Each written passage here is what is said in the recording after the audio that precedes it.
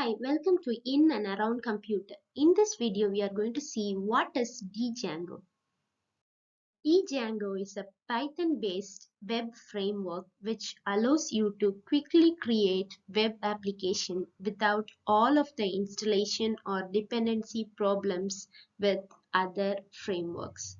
So this is a web framework that is used to create web applications, and when you are building a website you always need a similar set of components, that is a way to handle user authentication, signing up, signing out and in, a management panel for your website, forms, a way to upload files, etc. So these are the things, the similar type of needs for every website. So this Django gives you the ready-made components to use.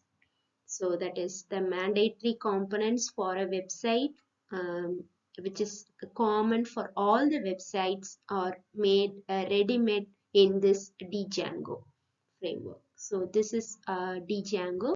Now we can see why this Django is better than other web frameworks.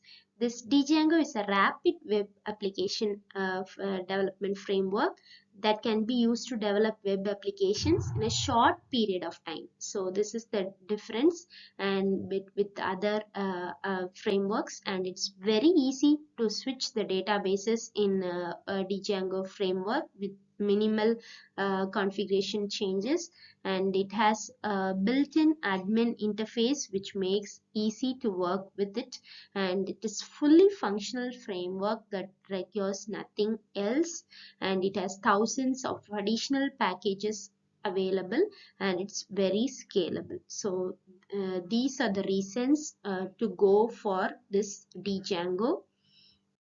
Now we can see the Django architecture, and this is based on the model view template architecture, and it's a software design pattern, we can say, for developing a web application.